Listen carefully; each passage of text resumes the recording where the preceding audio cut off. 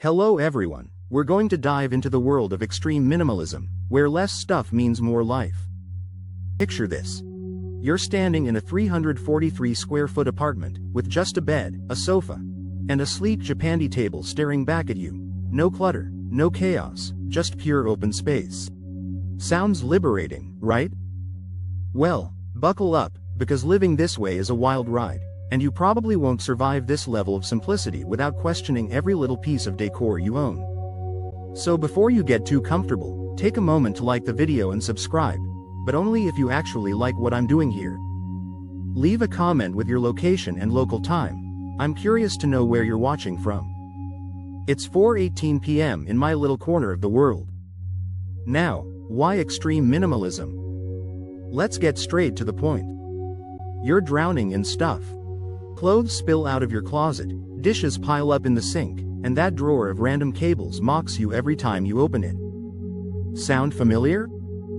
That was me once, lugging boxes through countless childhood moves, each one a reminder that possessions are a ball and chain. Back in 2008, when the global financial crisis hit, people started rethinking what they really needed: fancy cars or a roof over their heads.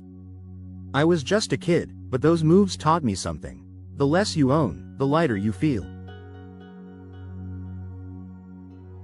Fast forward to today, and I'm living in a 343 square foot apartment with my partner, where every item has to earn its keep.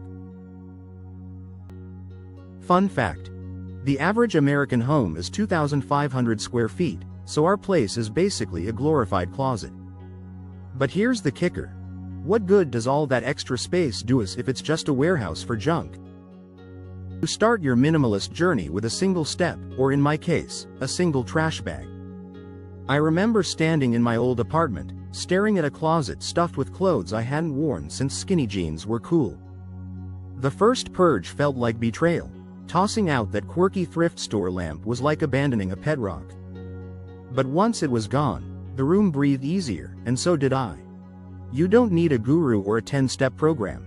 You just need to ask, do I actually use this? Spoiler: you probably don't. My partner was the real game changer. In 2016, when Brexit shook things up in England, he moved in with one duffel bag. One bag. I was floored. Here I was, agonizing over which mismatched mugs to keep, and this guy strolls in like he's auditioning for a nomad reality show. Why should we hold on to more? Our apartment is a masterclass in doing more with less. At 343 square feet, every inch counts. Our kitchen? A cozy 2 by 2 meters, where jars double as glasses and cutting boards moonlight as platters. We've got no dining table, just a Japandi-style table that's half aesthetic, half utility. It's like the Swiss Army knife of furniture, small, sleek, and stupidly versatile. Back in 2011, when the tiny house movement started trending, people realized small spaces could be big on freedom. We took that to heart. Mirrors are our secret weapon, bouncing light around to trick the eye into thinking we've got more room than we do. It's like living in a funhouse, minus the creepy clowns. Ever wonder what good a big house does if you're too busy cleaning it to live? Exactly. The bedroom is where minimalism gets real. No dressers, no closets. Just a bed with under-bed storage for all our clothes and shoes. There's a salt rock lamp for vibe and a water heater we jokingly call Big Tony, because it's the clumsiest thing in our space. Back in 2019, when Marie Kondo's Netflix show sparked a decluttering frenzy, I was already living this way, but it validated the vibe. Keep only what sparks joy. Oddly enough, the average person owns 300,000 items in their lifetime. Yep, 300,000. We're down to maybe 300, and that's counting forks. You start to notice the weight of stuff when you pare down. It's not just physical, it's mental. You're not just decluttering a drawer, you're decluttering your brain. Life's simple, embrace freedom, you know? Clothing was my Achilles heel.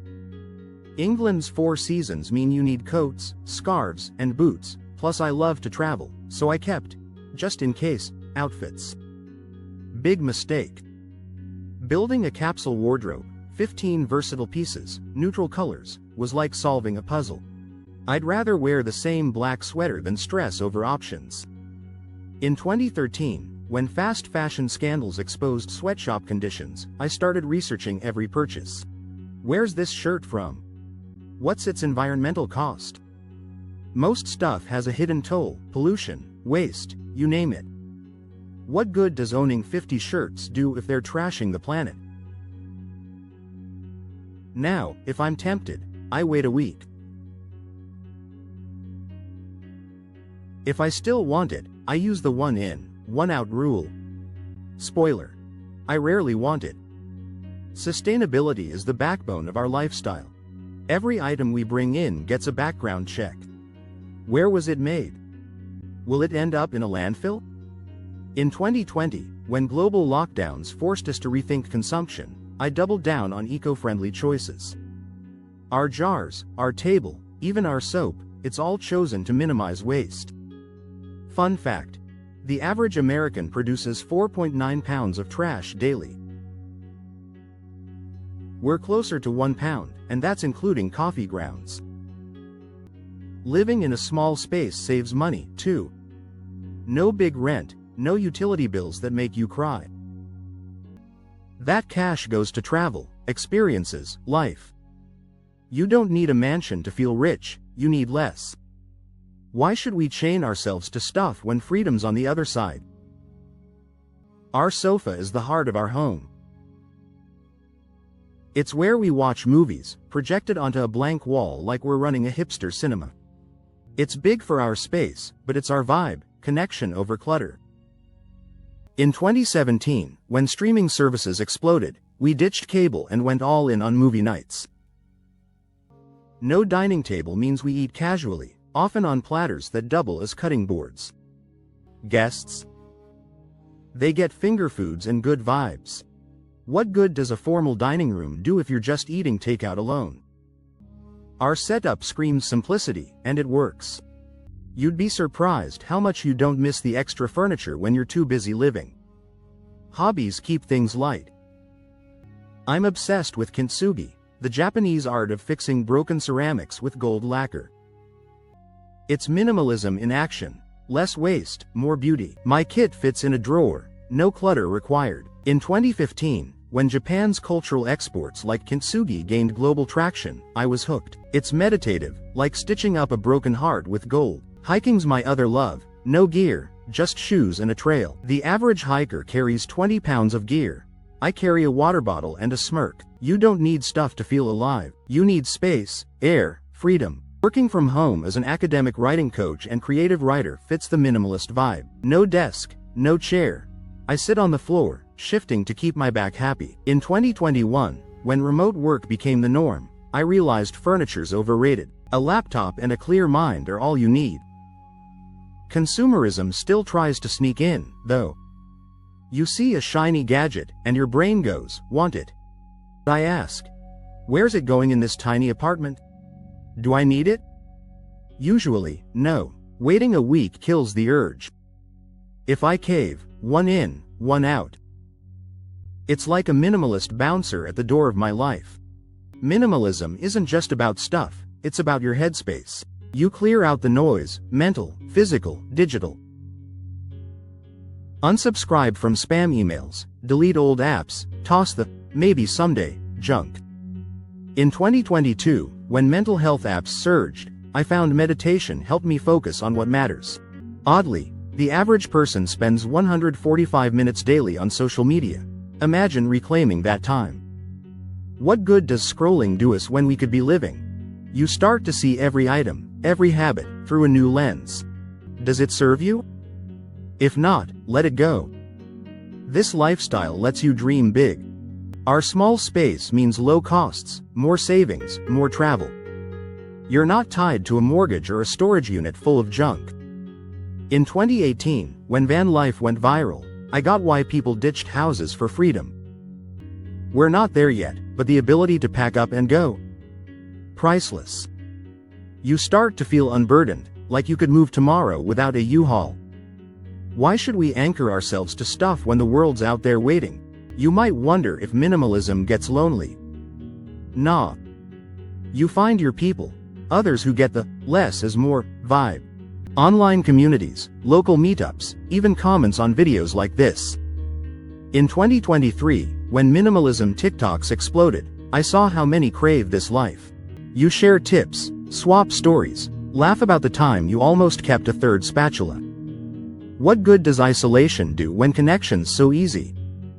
You build a tribe, even in a tiny apartment. But let's be real, minimalism has its limits. Some days, you miss having a proper desk or an extra pair of boots. England's weather doesn't care about your capsule wardrobe. In 2014, when capsule wardrobes became a trend, I struggled to balance style and simplicity. You question, am I going too far? Is this sustainable?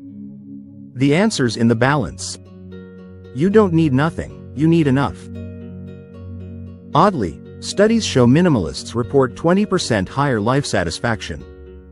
Not bad for ditching a few sweaters. You want to start?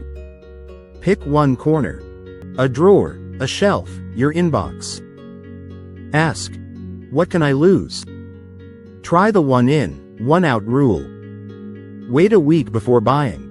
Research the impact of your stuff. You'll be shocked how fast it adds up. In 2024, when sustainability became a global buzzword, I saw how small choices, like fewer possessions, make a big difference. You don't need to go full monk mode. Start small, build slow. Live simple, embrace freedom. As the sun dips low, casting soft shadows across our tiny apartment, you realize minimalism isn't just about stuff. It's about space to breathe, to dream, to live. The Japandi table sits quietly, holding a single mug. The mirrors reflect a life unburdened. You feel lighter, like the world's possibilities are yours. This is extreme minimalism, not a trend, but a whisper of freedom. You've seen how we live, how less becomes more.